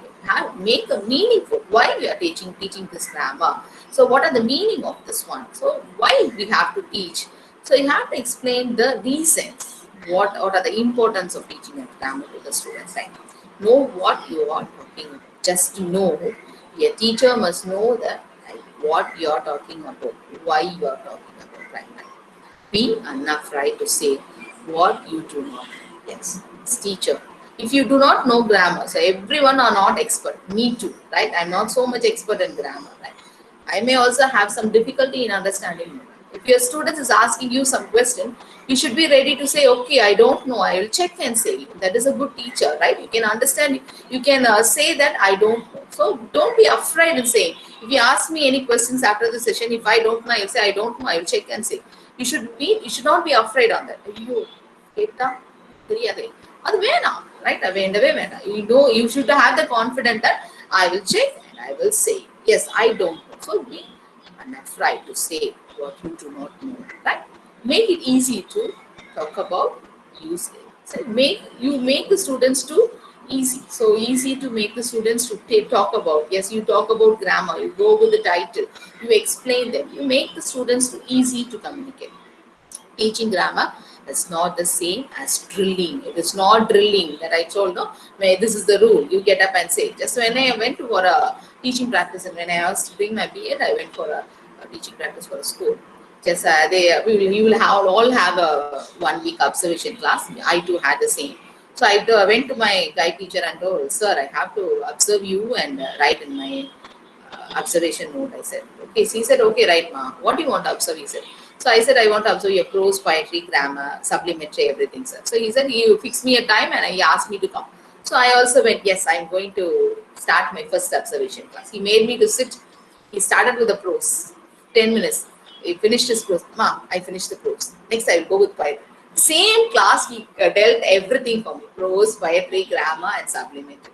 To my surprise, when he was taking grammar, when he was a simple, complex, compound transformation, he's asking, hey, simple, give me the formula. The boys are getting up and saying the formula, yes, or then change this one. It's mechanically, like how we substitute mathematical formula. They are having a formula, and he substituted, and the answer was right.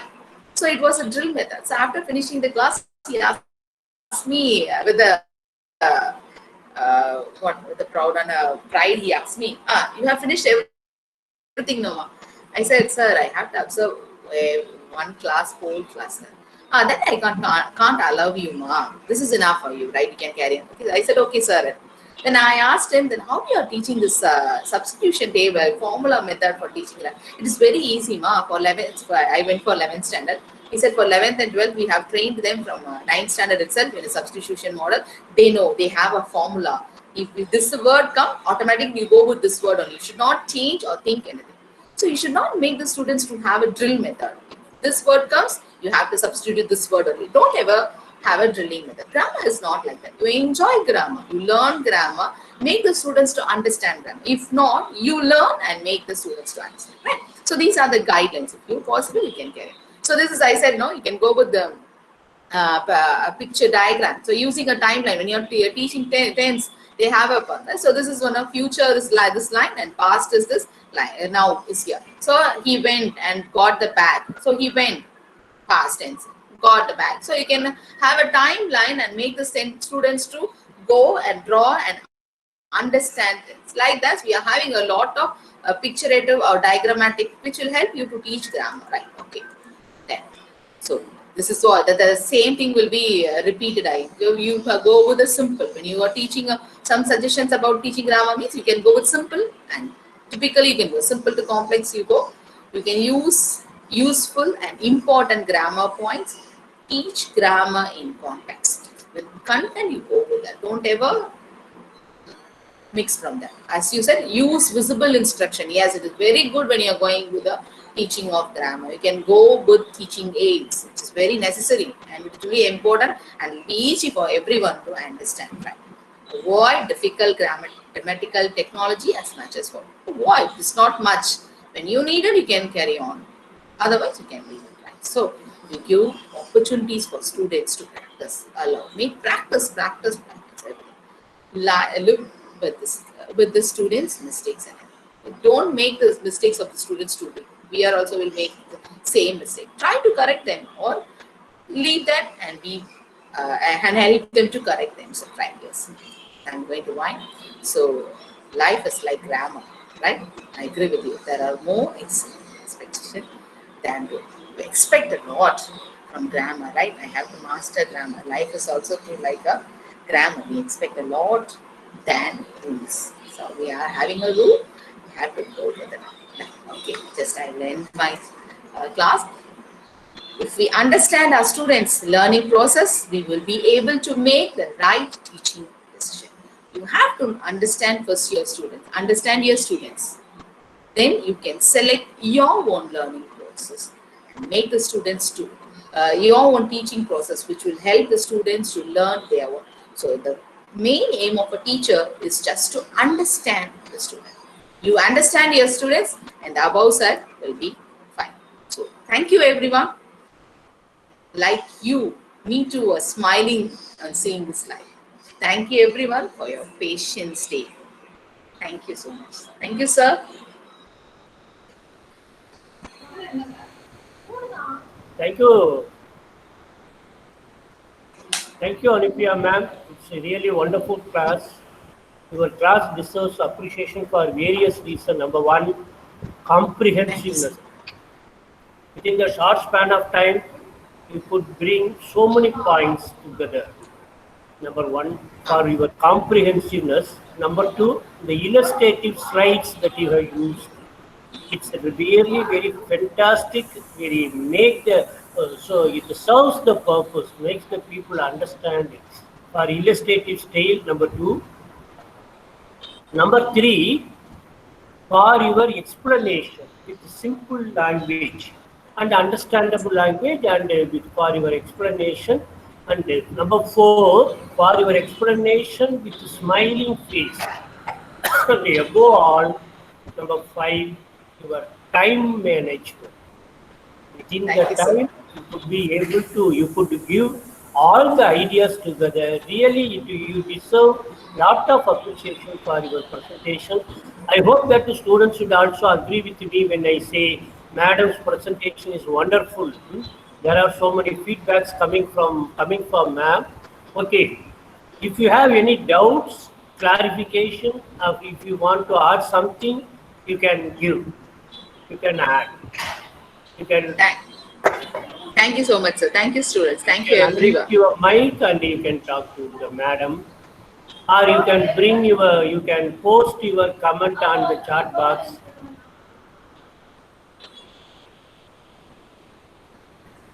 Thank you, students, for your patience. Thank you. Thank you so much, sir. So, any doubt can ask me. Can clarify it. So, I'm not afraid to say I don't know too, right?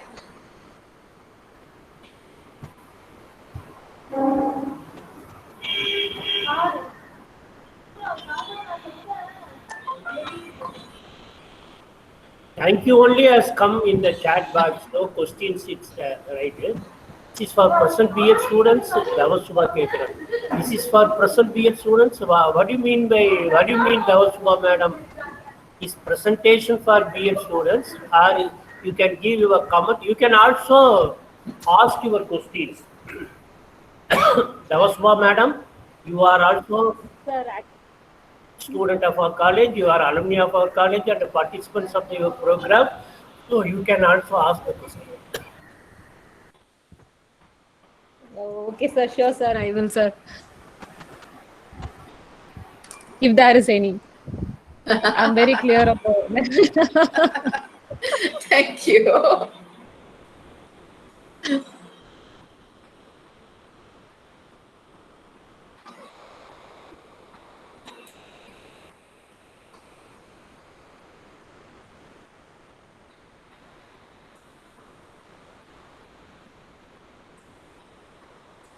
Sir?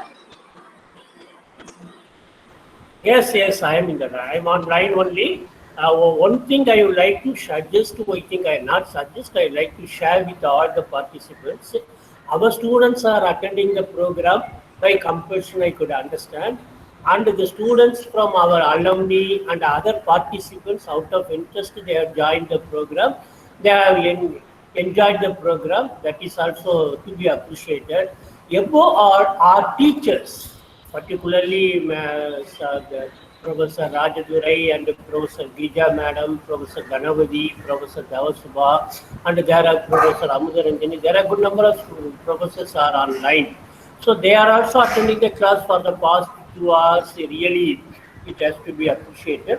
And Madam Anifia, once again, I appreciate Madam Anifia. We all know that how many works we are having as a lady, what are the responsibility that she is having. She has the responsibility to look after her child and to look after her husband and to look after her nephew and niece also. And sometimes she has to look after her parents also and in-laws also. In spite of all these work, she could find the time. She hardly finds the time, I know.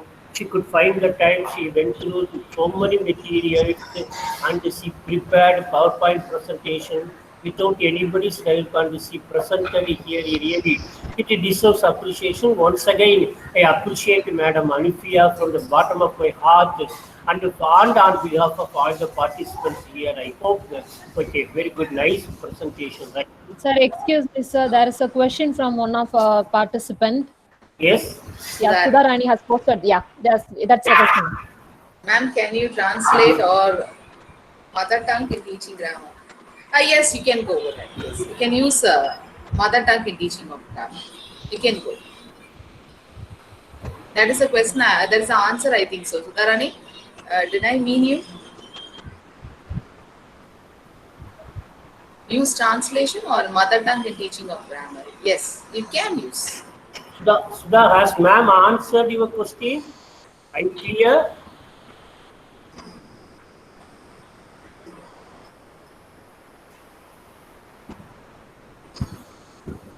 Okay, good, nice. Yes. Thank you so much, sir, for your support too. Thank you, teachers, for your patience here. Thank you, students, for everything. Thank you so much. Okay, can we leave now? Rajadurai sir? Rajadurai sir? Many people have already left, it seems. Yes, sir. Yes, sir. Dava ma'am? Yes, sir. Can we leave now? Yes, sir. Okay, sir. Okay, thank you very much. Thank you, Okay, friends. thank We you, will sir. meet afterwards. Tomorrow, Bye. Madam Priya will discuss the skill of listening skill. Madam Priya will discuss tomorrow the listening skill. So we will meet in our short-term program at 10:30 tomorrow. But afternoon we have some other classes also. your respective teachers will meet you. Thank you very much. Now we can. Thanks. Yeah. Thank you, sir. Thank you. Have a nice lunch at your home. Thank you so much, sir. Thank you, Dava. Thank you, Thank Rajuri, you, sir. ma'am. Thank Thank you, you, sir. everyone. Thank you. Yeah. Thank you. So now I request all our students to leave this room. Students, you can go for your lunch and join with us sharp at 1:45. I think your session will start at about 1:45. So you please leave the room.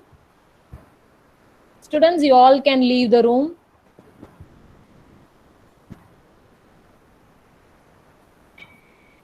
Yeah. Okay. Thank you, Jayalashmi. Thank you so much.